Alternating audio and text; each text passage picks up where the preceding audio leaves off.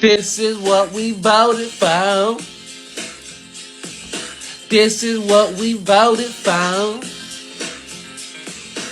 Tyson Foods to close Nebraska plant as it faces $600 million loss in beef business. Now, before we give sympathy to these people, let's remember who they voted for. 4 of their 5 electoral votes went to Donald Trump. And as a result of them voting for Donald Trump, 3,200 jobs are impacted in the state of Nebraska. Meanwhile, the Tyson CEO, Donnie King, made $22.7 million last year. You voted for a billionaire and you expected that billionaire to take care of you, and instead he has made the economy worse. Now his friends are cutting back, and cutting back hurts you. Now you don't have a job. Nebraska is facing bankruptcy. I ain't never heard of a state going bankrupt, but we gonna see with Nebraska. So I hope it was worth it, and I hope you have the day you deserve. Guys, this company has made a decision that is making so many people ask them, who did they vote for? Hey beautiful people, welcome to my YouTube channel. Thank you for stopping by. So credit goes to the creators in these videos, guys. Tyson Foods made a decision that shocked so many people across America, especially right there in Nebraska, and they are shutting down one of their biggest beef processing plants, guys. This plant is the one that handles about 5,000 cattle every single day and employs more than 3,000 workers. So for a small town like Lexington, where the population is around maybe 11,000 people rather, their plant is like the heart of the whole community. Like when a company that big closes its door, guys, it just feels like the whole plug has been uprooted from up the roots of the town. And this plant obviously has been in operation for a long time, right? Families depend on it. Business are surviving based on the salaries that, the workers are getting from there. Schools, hospitals, grocery stores felt supported because, of this community. And now, from early January 2026, thousands of jobs would disappear. Guys, what do you think about this? In the comment section, what do you think the main reason why all these things are, why this company is closing up? What exactly do you think is their reason? Let me know. Let's see what the creators have to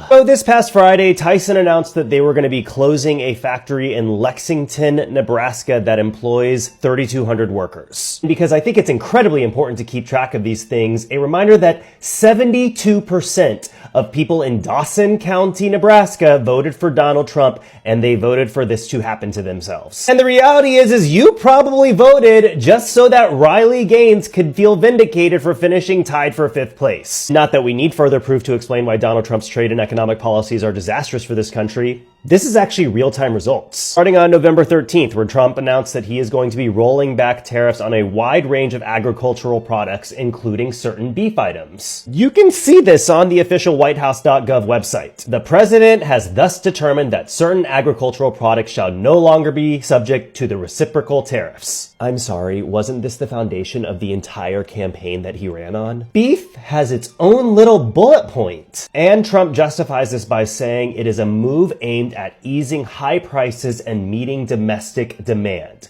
Let's put a pin in that. You've got his reciprocal tariffs that are driving up prices for the American consumer, but demand still exists. However, people don't want to pay the higher prices, so he removes the tariffs on the international imports of beef. And what the president is effectively saying when he does this is American products and domestically made things are too expensive. Corporations can't make profits if they rely on domestically produced goods, and Trump loves free trade capitalism, so this is what happens. Senator Deb Fischer of Nebraska says basically, this is awful and will have devastating results. Well, it's a good thing you just raise healthcare premiums for your constituents. Representative Mike Flood says our cattle ranchers are being abandoned. Well, Trump basically said this back in February during his State of the Union address, where he said, ranchers, farmers, I love you. You're going to go through pain, but it'll be worth it, and I love you. Governor Jim Pollan said there's plenty of opportunities for our cattle rancher farmers. Well, glass half full, I guess. This is a perfect example of how to combat the number one thing that MAGA says when it comes to the tariffs.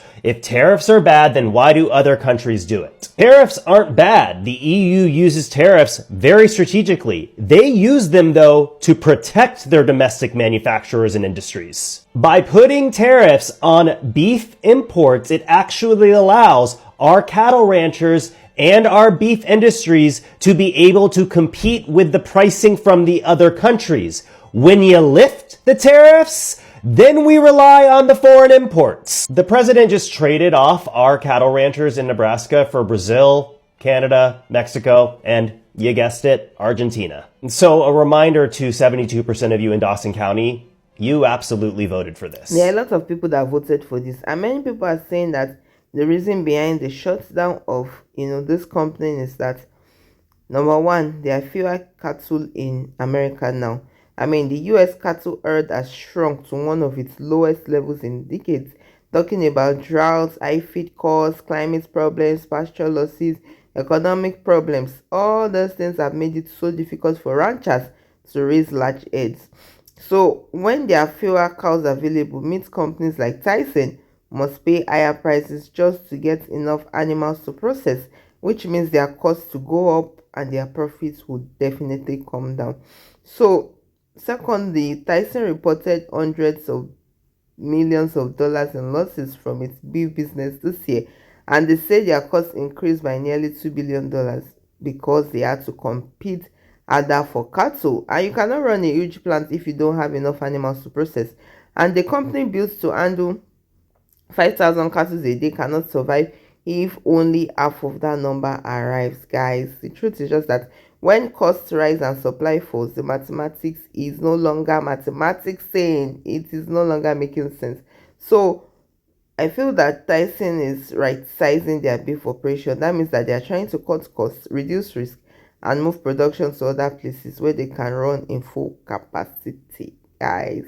And this is not just Lexington's problem. It's a sign that the entire beef industry is changing and they are all struggling. If you're in the United States, you probably want to listen to this one. Tyson Foods closes the plant in Nebraska, laying off 3,000 people.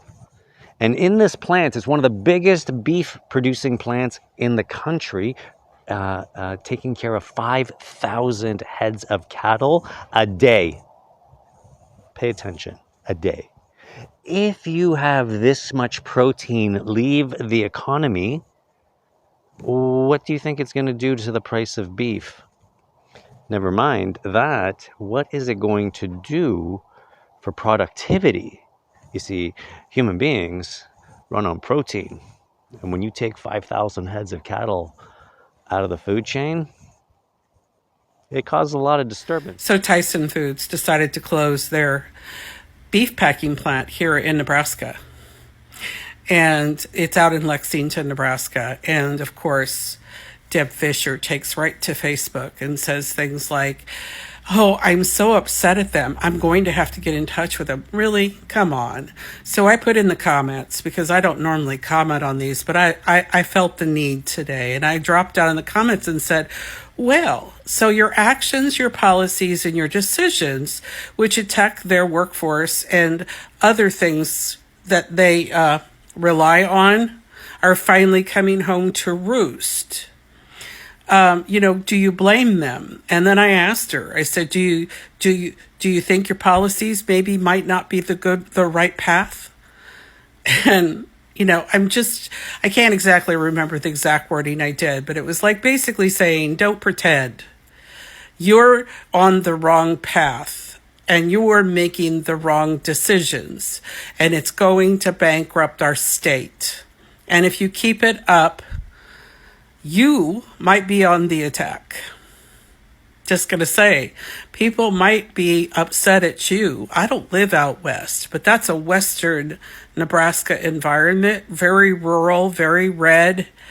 And when your policies start negatively impacting those people, by the way, those people are all the Hatter people, I wouldn't want to piss them off. We know what they can do. A lot of people are asking that, so what happens next? Some of them might find new jobs, the workers, Some of them will have to leave town. Local businesses could slow down. The economy of the whole region may just be hot, and it will not be easy, right?